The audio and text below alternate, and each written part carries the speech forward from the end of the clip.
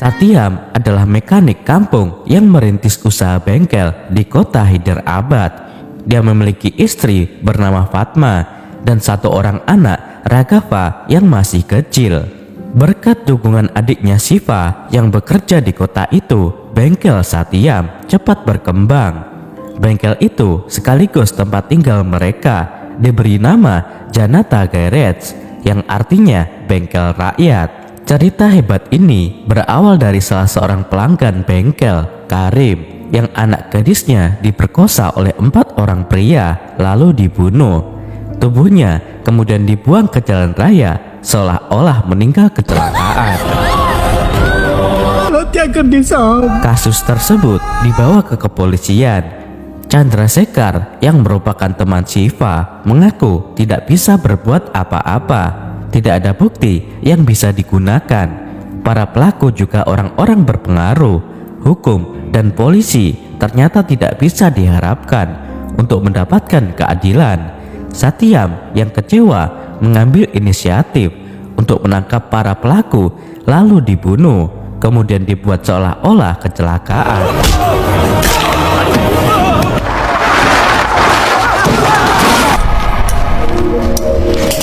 Chandrasekhar menyadari jika Satyam dan para pekerja bengkel Janata di balik peristiwa itu. Dia meminta agar hal serupa tidak dilakukan lagi. Membunuh atau main hakim sendiri tetap salah, apapun alasannya. Desas-desus bengkel Janata yang berada di balik pembunuhan para pemerkosa itu menyebar. Berita masyarakat mulai datang meminta bantuan ketika menghadapi masalah dan ketidakadilan. Satyam selalu bisa menyelesaikan masalah. Mereka berhadapan dengan para preman, politisi, pengusaha, dan lain sebagainya. Media juga mulai memberitakan keberadaan bengkel yang membantu masalah rakyat.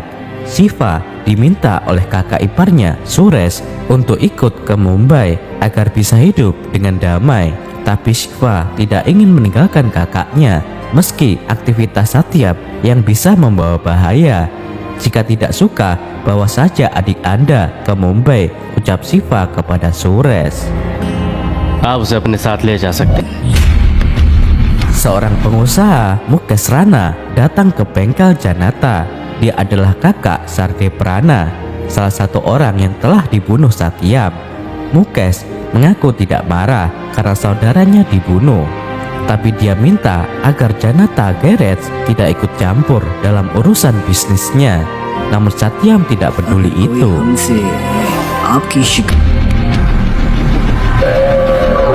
Kekhawatiran Suresh akhirnya terjadi ketika Shiva bersama istri dan anaknya akan pergi ke kuil, diserang oleh sekelompok penjahat. Shiva dan istrinya mati, hanya anaknya saja yang masih selamat.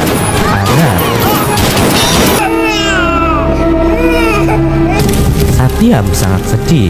Dia menyadari jika adiknya terbunuh karena aktivitas bengkel Janata yang selalu membantu orang. Tapi Satyam tidak jera.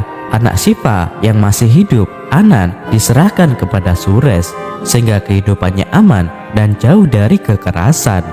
Untuk menghukum dirinya sendiri, saya serahkan anak ini kepada Anda.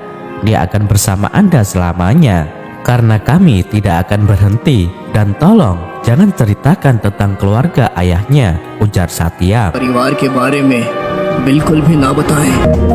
Waktu terus berlalu. Satyam tetap menjalani hidupnya bersama bengkel Janata, sedangkan Anand tinggal di Mumbai bersama Pak D-nya dengan bahagia. Kini Anand sudah dewasa. Dia jauh dari kekerasan seperti keluarga ayahnya. Anand adalah aktivis mahasiswa yang fokus mengawal isu-isu lingkungan. Pak D-nya, Suresh, memiliki anak perempuan bernama Puji. Anand dan Puji akrab sejak kecil. Meski tidak pernah jadian, tapi mereka seperti orang pacaran. Surya sendiri sangat khawatir dengan karakter dan pola pikir Anand. Kecintaannya pada alam sering membuat watak keras Anand bangkit. Padahal selama ini dia selalu dijauhkan dari kekerasan agar tidak seperti keluarganya di bengkel Janata. मुझे लगा कि ये जनता गैराज के लोगों की तरह है। Di Hyderabad, Satyam harus berurusan dengan Mukesh Rana lagi. Pengusaha itu memiliki sebuah proyek senilai 5.000 crore yang mengharuskan 2 kampung direlokasi. Satyam menentang proyek itu karena rumah baru untuk warga belum dibangun. Pemerintah tidak berani melawan Satyam karena didukung rakyat. Akhirnya proyek Mukesh Rana dibatalkan. Sementara kehidupan Ana selalu disibukkan dengan menjaga kelestarian lingkungan. Dia marah-marah ketika melihat seorang gadis bersama teman-temannya main petasan. Gadis bernama Anu yang kegeeran menganggap Anan menyukainya sehingga menggoda. Padahal dia diperingatkan agar tidak mencemari udara. Belum lagi di waktu yang lain Anu menggunakan kantong plastik jenis yang dilarang karena merusak lingkungan. Namun dari situlah mereka lebih saling mengenal dan berteman. Untuk lebih mengetahui kerusakan lingkungan, Anan ingin mengikuti program pertukaran mahasiswa ke Hyderabad. मुझे university के research program Hyderabad. Tapi tidak diizinkan karena alasan kakeknya dalam kondisi kurang sehat. Suresh khawatir jika Anan bertemu keluarganya. Satyam sendiri sibuk di bengkel dan menolong sesama. Mukesh Rana yang kecewa karena proyeknya dibatalkan menyewa orang untuk membunuh Satyam. Untungnya nyawa masih bisa terselamatkan.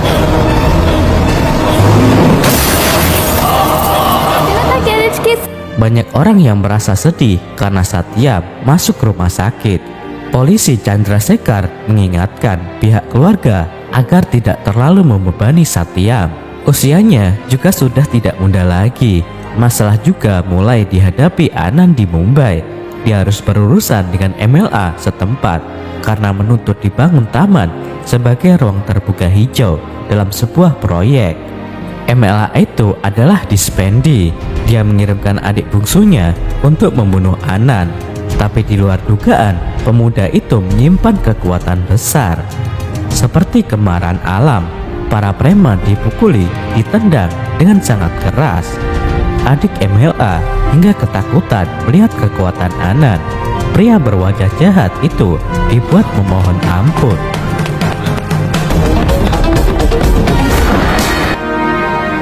Tindakan Anan membuat dosen di kampus menghubungi Suresh. Jangan sampai MLA balas dendam. Suresh diminta segera menjauhkan Anan dari Mumbai untuk sementara waktu agar selamat. Tanpa pikir panjang, Suresh langsung meminta Anan untuk pergi ke Hyderabad melanjutkan rencana penelitiannya. Padahal sebelumnya Anan sangat dilarang pergi. Setelah Satyam keluar dari rumah sakit, tidak pernah lagi dia menerima orang datang meminta bantuan. Setiap ada orang yang datang, anak buah Satyam yang bekerja di bengkel menyuruhnya untuk pergi. Karena bengkel Janata hanya tempat memperbaiki kendaraan saja. Satyam menyadari jika keluarga dan anak buahnya melarang masyarakat yang ingin meminta bantuan. Hal itu membuat dirinya sedih karena hidupnya memang ingin didedikasikan untuk membantu sesama. Faktor umur juga membuatnya ingin mengurangi aktivitas. Anaknya, Raghava, diminta untuk ambil alih tanggung jawab bengkel Janata. Namun itu ditolak mentah-mentah. Raghava memang tidak seperti ayahnya. Bagi Satyam, menolong orang sangat penting dan membahagiakan. Tapi Raghava menilai apa yang dilakukan ayahnya sia-sia. Tiba-tiba Raghava membawa calon istri dan calon mertuanya Mukesh. Ya, Mukesh Rana yang ingin melenyapkan Satyam kini akan menjadi besan. Keluarga Raghava sebenarnya tidak setuju, tapi anak itu memaksa. Padahal Mukesh memiliki niat jahat hanya untuk memanfaatkan pengaruh bengkel Janata saja. Anan sudah berada di kampus Hyderabad. Dia mengetahui banyak proyek yang merusak lingkungan. Mahasiswa di sana tak bisa berbuat apa-apa. Dari situlah Anan pertama kali mendengar nama bengkel Janata.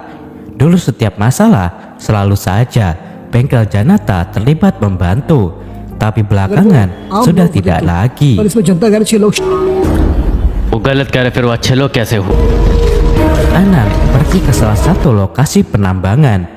Rupanya di sana ada Raghava selaku pimpinan proyek. Aktivitas penambangan diminta untuk dihentikan karena alam sudah sangat rusak. Tapi Raghava yang sombong dan angkuh justru memerintah anak buahnya untuk membunuh Anan. Keberanian Anan karena diimbangi kekuatan fisiknya. Dia menghentikan secara paksa penambangan tersebut. Semua pekerja dihajar. Raghava yang melihat itu tidak bisa berbuat apa-apa. Sementara para pekerja ketakutan dan kabur setelah menerima sakitnya pukulan Anan.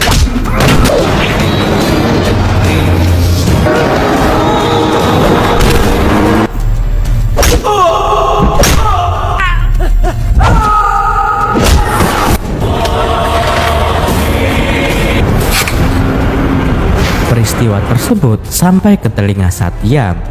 Dia memanggil Anan. Untuk pertama kalinya, Anan menginjakan kaki lagi di tempat keluarga ayahnya. Hari bersejarah itu belum disadari siapapun. Satyam memanggil Anan bukan karena keberatan, tapi penasaran alasan dibalik itu. Anak Anda salah, karena itulah saya memukulnya. Saya mendengar cerita yang baik tentang Anda, tapi saya tidak melihat pada anak Anda, ucap Anan yang membuat semua anak buah Satya melongo.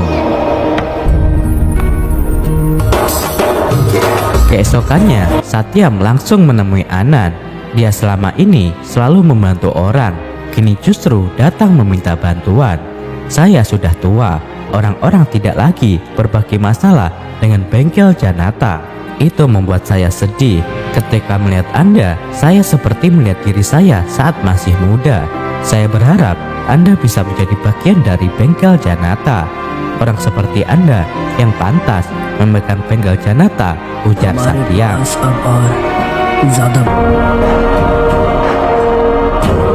Setelah berpikir mendalam, Anan pergi ke bengkel Janata dan siap melanjutkan perjuangan. Untuk memulai, diawali dari orang yang pertama kali ditolak dulu. Dia adalah Vikas, salah satu pegawai pemerintahan. Vikas tidak mau menyetujui izin pembangunan rumah sakit karena tidak sesuai ketentuan. Tapi dampaknya, istri Vikas diancam.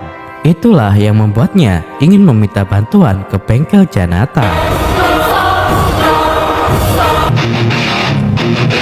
Vikas masuk ke kantor diikuti Anan yang memimpin anak-anak bengkel Janata. Rumah sakit yang akan dibangun milik pengusaha Mukesh Rana lagi, besan Satyam. Vikas menolak dengan lantang permohonan izin itu di hadapan seorang preman. खारिज कर रहा हूं। Anan kemudian tampil gagah berani. Para preman yang mencoba menyerang dibuat tak berdaya. Anan menunjukkan kinerja perdananya dengan sangat baik. Anak buahnya bahkan tidak perlu membantu. Mereka hanya melihat dengan penuh kebanggaan. Satya memang tidak salah memilih penggantinya.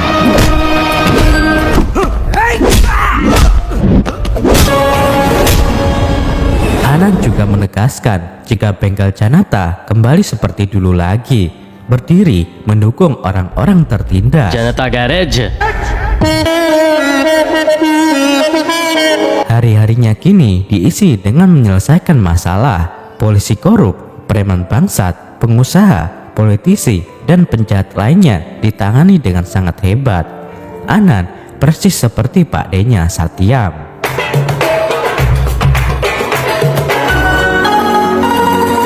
Bengkel Janata menjadi lebih populer. Chandrasekhar yang kini telah menjadi komisaris polisi Hyderabad memanggil Anan. Dia mempertanyakan hubungannya dengan bengkel Janata. Anan juga diperingatkan untuk tidak melanjutkan aktivitasnya karena itu tugas polisi. Namun faktanya, polisi sering tidak mampu memberikan rasa keadilan. Chandrasekhar melihat sosok Anan lebih berbahaya dibandingkan Satyam. Dia meminta anak buahnya untuk menyelidiki latar belakang Anand. Selanjutnya, Chandrasekhar menemui Satyam dengan membawa keluarga Anand dari Mumbai. Satyam langsung menanyakan kabar keponakannya kepada Suresh. Padahal keponakannya adalah orang yang kini memimpin bengkel Janata. Semua orang menjadi terhenyak. Satyam sama sekali tidak menduga jika Anand adalah keponakannya. Saya sudah berjanji dia tidak akan menyentuh bayang-bayang bengkel Janata. Jadi saya tidak pernah mencoba bertemu dan berbicara dengannya selama ini. Kami tidak tahu tentang dia. Jika tidak diberitahu hari ini, terang Satyam. आपको कोई नहीं रोकेगा।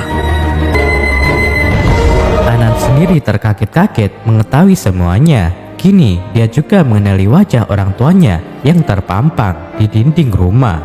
Tapi Suresh memaksa Anand untuk kembali ke Mumbai. Hidup bersama bengkel Janata sangat berbahaya. Apalagi Anand akan menikah dengan Puji. Suresh tidak ingin anaknya dibunuh orang seperti yang dialami adiknya dulu. Suresh memberikan pilihan memilih hidup bersama Puji atau bengkel Janata. वहाँ से चलो, हमारे साथ आओ। Pilihan yang sangat sulit bagi Anand. Dia sangat mencintai Puji, tetapi tidak mungkin meninggalkan bengkel Janata. Anand juga tidak ingin menyakiti hati Suraj yang telah membesarkannya dengan penuh kasih sayang. Puji, lupakan saya untuk kebahagiaan Pak D. Saya bersedia kehilangan cinta kita untuk kebahagiaannya, ucap Anand जो तय menangis. करने के लिए कहेंगे। तुमसे पूछ रहा क्या तुम्हें मुझ पर भरोसा है? Hati Puji hancur mendengar perkataan Anand. Padahal Anand adalah lelaki terbaik untuknya. Sejak perpisahan itu, hanya ada duka lara yang dirasakan Anand maupun Puji. Dengan segera, Puji dicarikan calon suami pengganti Anand. Sedangkan Anand justru membuat Raghava meninggalkan rumah. Hal itu disebabkan Anand memperingatkan Raghava dan istrinya untuk tidak mabuk saat pulang ke rumah. Raghava kemudian tinggal bersama mertuanya, Mukesh Rana. Keduanya ingin menutup bengkel Janata. Masih ingat dengan gadis bernama Anu? Dia datang ke bengkel Janata untuk meminta bantuan. Anu sedang menghadapi masalah, tapi bukan ketidakadilan. Ini tentang dirinya yang dilamar oleh seorang polisi. Anu membawa Anand dan diperkenalkan sebagai pacarnya untuk menolak lamaran itu. Lucunya, Anu adalah anak komisaris Chandrasekhar. Tentu saja Anand menjadi kikuk. मैं किसी और Saat दिन आऊंगा। Anand di rumah, dia didatangi Mukesh Rana. Anand diminta untuk tidak mengganggu bisnisnya lagi. Tapi Anand memang lebih berbahaya. Dia justru mengancam balik Mukesh. Untuk menutup bengkel Janata, Mukesh meminta bantuan pemerintah dan para politisi, namun tidak ada yang berani. Seorang politisi berjanji akan memusnahkan bengkel Janata jika menjadi kepala menteri nanti. Oleh karena itu, pemerintah saat ini harus diganti. Untuk merusak citra pemerintahan, Raghava memberikan ide gila. Harus ada ledakan bom di beberapa tempat sehingga pemerintah tidak stabil. बनाना बेहतर है। धमाकों में अब तक 64 Bom yang लोगों sudah की मौत हो चुकी direncanakan meledak di kota Hyderabad. Banyak orang menjadi korban, salah satunya wanita yang dicintai Bose, anak buah Satyam. Tak lama, mayat Bose juga dibawa polisi ke bengkel Janata karena bunuh diri. Serangan bom yang menewaskan banyak orang menjadi perhatian serius pihak kepolisian. Komisaris Chandrasekhar menduga itu bukan serangan teroris karena polanya berbeda. Jenis bom yang digunakan juga aneh, seperti buatan lokal. Chandrasekhar menilai ada konspirasi besar dalam serangan itu, tapi atasannya tidak mau mendengarkan. Chandrasekhar dibuat tak berdaya. Dia bahkan ditekan agar menghentikan penyelidikannya. Akhirnya, untuk pertama kalinya, Chandrasekhar datang ke bengkel Janata untuk meminta bantuan. Serangan bom harus dihentikan karena dia menduga akan kembali terjadi. Bengkel Janata dengan senang hati membantunya. Mereka kemudian bekerja sama untuk membongkar apa yang sebenarnya terjadi. Anand bergerak cepat, menyerang dan membunuh kelompok yang diduga pelaku pengeboman.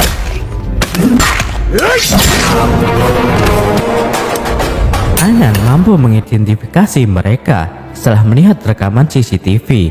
Ada orang yang pernah dipukul saat menghentikan aktivitas tambang, sehingga jelas para pelaku yang berasal dari Uttar Pradesh adalah suruhan Raghava.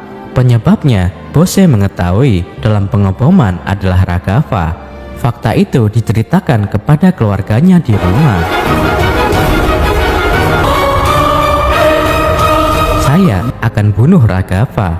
Tadi saya ingin langsung mencarinya, tapi saya ingin menyampaikan ini terlebih dahulu sebelum bertindak, kata Anand dengan dingin.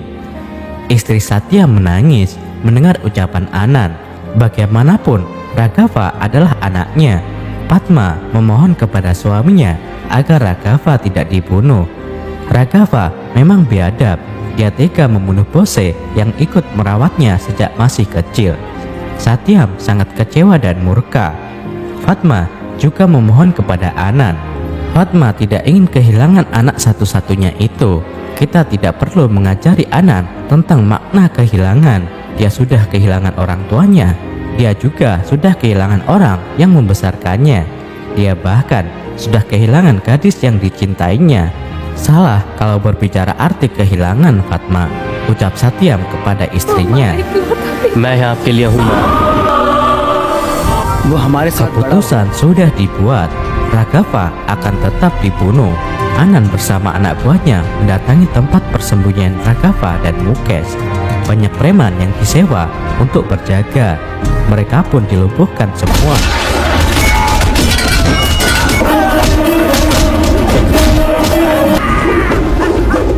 Anand sangat hebat dalam bertarung.